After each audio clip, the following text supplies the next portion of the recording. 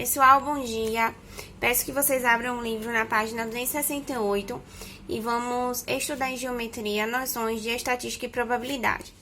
Então, o que é isso na nossa linguagem?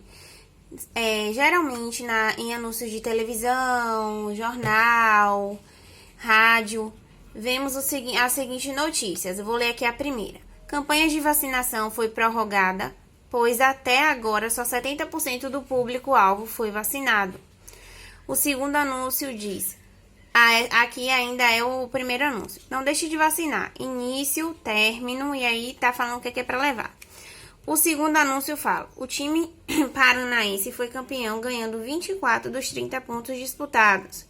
Terceiro anúncio, na pesquisa sobre intenção de votos para a eleição, há empate técnico entre os dois candidatos mais votados. Então é o seguinte, vamos estudar como é que vamos, quais são os termos que envolvem esses anúncios, como é que eu vou calcular os valores efetivos. Então, por exemplo, quando no jornal anuncia aqui, campanha de vacinação foi prorrogado, pois até 70%, pois só 70% do público-alvo foi vacinado. Então, como é que vocês vão saber para entender o que esse 70% corresponde em relação ao público-alvo? Então, quantas pessoas mesmo foram vacinadas? Esse 70% representa quantas pessoas? Então, vamos estudar essas relações, tanto os termos que envolvem uma estatística, quanto o cálculo dela, tá bom? Então, aqui, ao ligar a televisão, ler o jornal ou revista, você pode notar a presença de diversas manchetes. Muitas delas trazem informações baseadas em números chamados de dados estatísticos.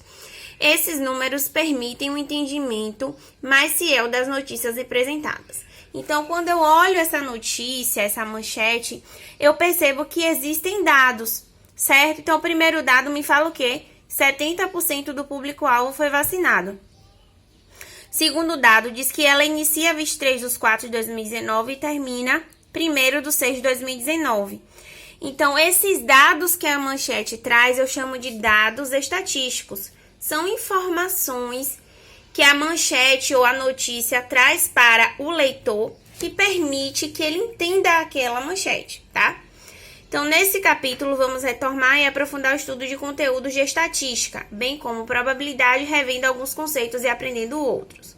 Tá? Então, eu tenho aqui tempo, previsão para hoje, 23 graus Celsius, 15 graus Celsius. Se fizer sol, né, vai fazer 23 graus Celsius, ou pode chover fazendo 15 graus Celsius. Então, essa previsão do tempo aqui me traz dois dados estatísticos. Tá ok, gente? Então, eu vou fazer aqui um exemplo com vocês, Converse com seus fãs. Vamos pular logo para a questão.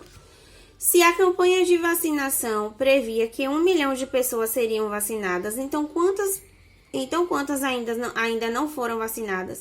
Então, a manchete diz que 70% do público já foi vacinado. Eu tenho quantas pessoas? 1 milhão de pessoas. Então, a gente já estudou isso, 1 milhão de pessoas, não é isso? E desse total de pessoas, desse 1 milhão de pessoas, 70% já foram vacinadas. Aí a pergunta é, então, quantas ainda não foram vacinadas? Então, eu pego de 1 milhão de pessoas que tem no total. Então, aqui, no total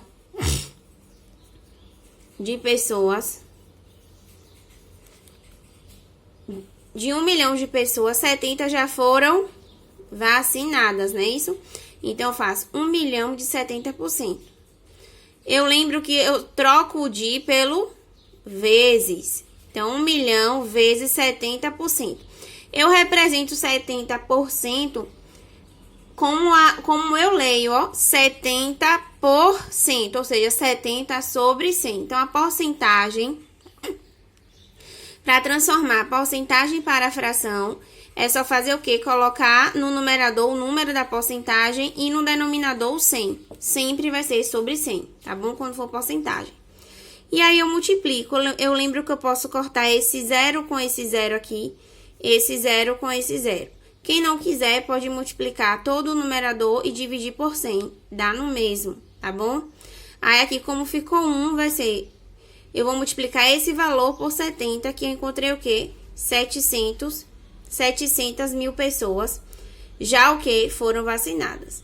Então, eu encontrei, ó, 70% de 1 milhão, que eu encontrei quanto? 700 mil. Então, se 700 mil pessoas já foram vacinadas, quantas pessoas ainda não foram vacinadas? Então, eu vou pegar 1 milhão, que foi o total de pessoas, menos quem já foi vacinado, e eu vou encontrar o que sobrou. Ou seja, o que sobrou é quem não foi vacinado, que foram 300 mil pessoas. Então, vamos estudar situações, problemas, né? Vamos estudar essas regrinhas aqui de porcentagem. Eu vou revisar com vocês essas regrinhas. Próxima aula eu vou fazer um resumo, onde eu vou fazer a revisão dessa porcentagem e vou também resumir e fazer um resumo no caderno, um esquema sobre esse conteúdo, tá certo? Então, pesquisa, estatísticas e termos relacionados. Então, vamos fazer o seguinte. Eu tenho aqui a primeira situação, a segunda situação e a terceira situação. Vou ler para vocês, ó. A coordenação de uma escola vai realizar uma pesquisa para saber qual das seguintes disciplinas os alunos do 7º ano B mais gostam. Se é português, matemática, ciências ou história. Então, essa é a primeira situação.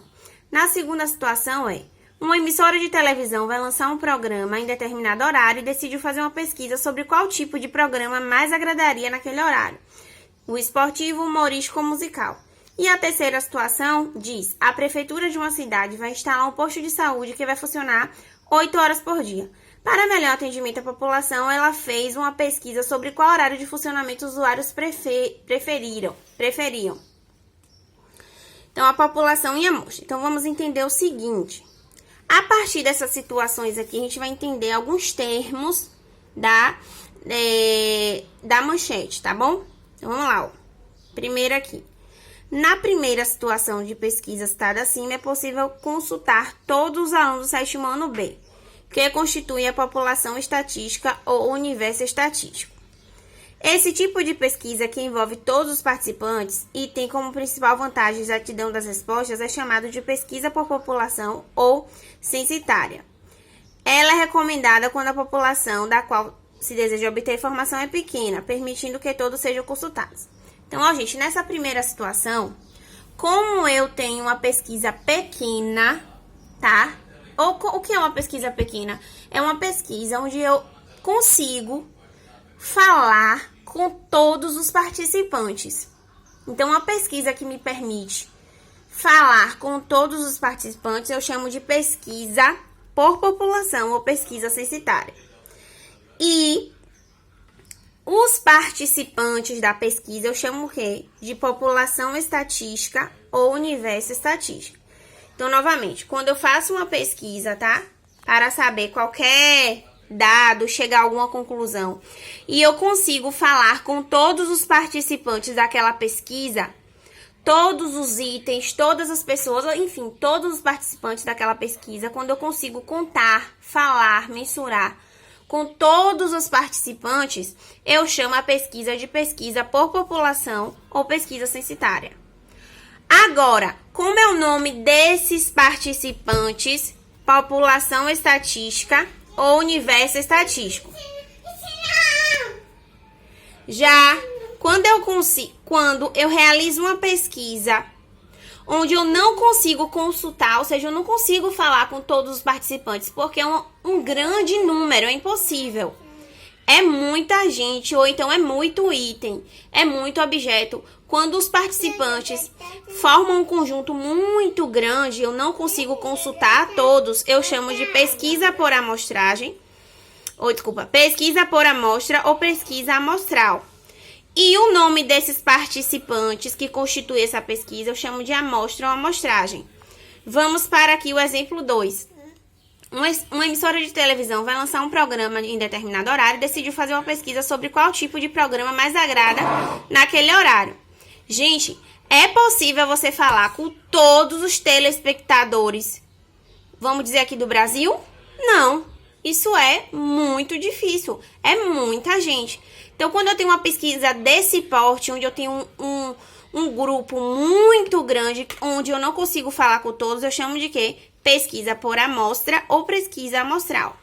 E os componentes, quem participa da pesquisa, eu chamo de quê? Amostra ou amostragem, tá certo? Ficou claro isso aí?